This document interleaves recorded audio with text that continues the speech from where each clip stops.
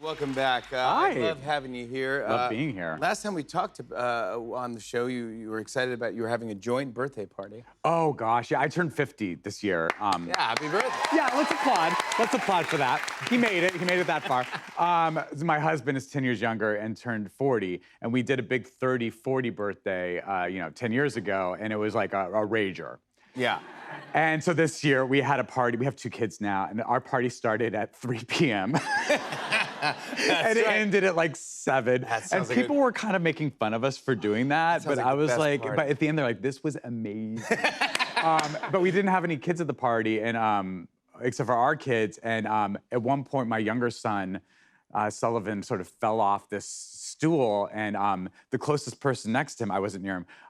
It's fine. There was lots of people near him. But the closest person next to him was Joshua Jackson.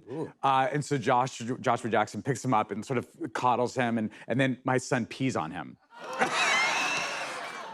There was that, so like I was like, I'm so sorry, and he was like, well, I definitely feel like I've been initiated into your family. But then I was like noticing like women and gay men like I'm falling too. Like Joshua Jackson. Oh my, it's Joshua. over here. The vapors. Yeah, exactly. I was like, all right, everyone needs to calm down.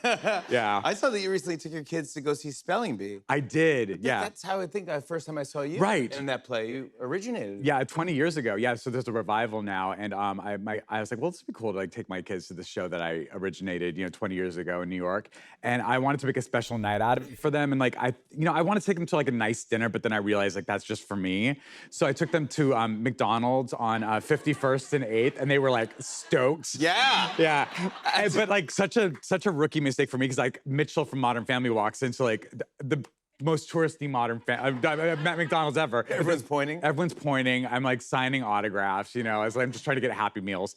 And the guy next to us, he actually recognizes me from Spelling Bee. And so he tells my kids, he's like, your dad, your papa, like was one of the originators of the first production of Spelling Bee. So my kids, took that information into the theater with them, and they were telling all the people around us that I created the show. My papa created this, there was a laugh, like my papa wrote that. It was very sweet, yeah. That's the best. Yeah. And they loved it? They loved it, and the cast, like, they brought us up on stage afterwards, like, to have them, and so, like, my kids now think that every Broadway show ends with us going up on stage and having the whole audience applauding for us, and, like, they can, like, walk around the stage and, like, touch things. I'm like, this is not normal. It's not normal, guys. Yeah, like, we went to go see Wicked, and they're, like, climbing up on the stage at the end, like, no, off. And you stayed down there. No, we haven't been invited. Yeah, Dad didn't create Wicked. Yes, yeah. Or did I? Oh, I don't know. You split your time here between here and LA. Yeah. And you've been in New York for a little while doing this amazing play. What do you do when you're not working around New York? What do you get into? I work out a lot. Yeah, yeah. I don't know why that's funny. I don't know why that's funny. Oh my God. I try and keep in shape, and also I don't have my kids with me right now, so like I have like some free time. I took advantage of a Pilates class was offered to me on Instagram. And so I was like, I'll take that free Pilates class, sure. And so I don't know how this happened, but I put the wrong address into my calendar. And so I arrived, with a bike helmet on and little shorts on for my Pilates class. And I go into this building, I was like, this does not look right. I go in, it's a gentleman's club. And I go to the front desk, I'm like, I'm here for a Pilates class. They're like, no, you're not. No. A gentleman's club. A gentleman's club, yeah. Like one of those like, no, when I meant not like a strip club, but like, like a friar's club. Oh, okay. Oh, sorry, I should have specified. Yeah, I didn't know. I mean, I don't actually know what goes on in there. Maybe, I don't know. A gentleman's. No, more of like a gentleman's club with whiskey, not like a gentleman's club. Not that. No. You walked in with biker shorts. Yeah. I was ready. Well, they're like, I don't know, this guy must be serious about his gentleman club experience. Let's talk about this play. This is True. Is the name of the play, and where is it at again? It's at this. It's on the Upper East Side on 95th and Park Avenue. It's an old turn-of-the-century Gilded Age mansion, and I perform it in the library there. It's for 99 people a night, and I play Truman Capote. You walk in, and it's my living room. It's Truman Capote's living room, so I interact with the audience, and it's really very special and very cool. This is where y'all go, ooh, yes, look at that. Oh, ooh. see how close these audience. Although I love, it's just this guy when we shot these photos. Yeah. This guy is falling asleep in like all the pictures. No. Yeah. Does that bum you out? I mean, do you get to see, normally on theater, on stage, you don't see anyone. Yeah, they're having their own experience in the dark, but here I see everything. Like if you check your watch, I see it.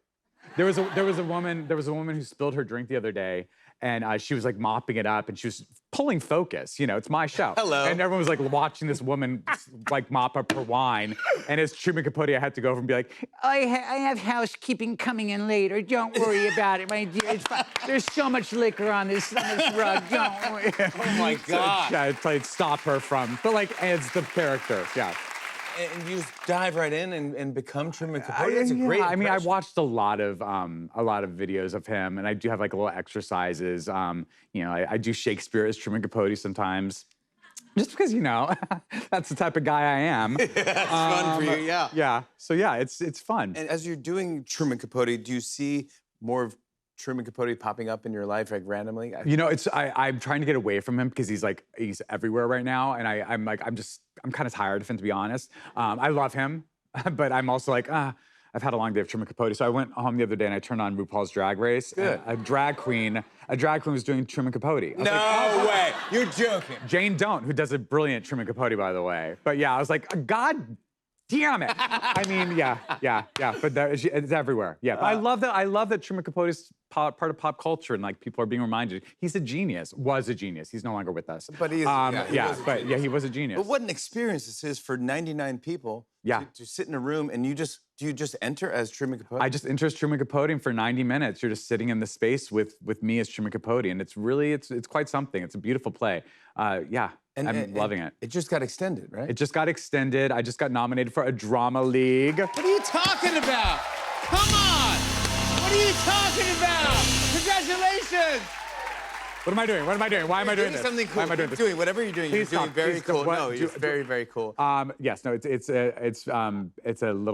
a joy to do, and I'm very excited. People are loving it. So Congratulations on all the great reviews. Thanks for coming on the show. Thank you. Jesse Tyler Ferguson, True, is playing at House of the Redeemer in New York City through May 10th.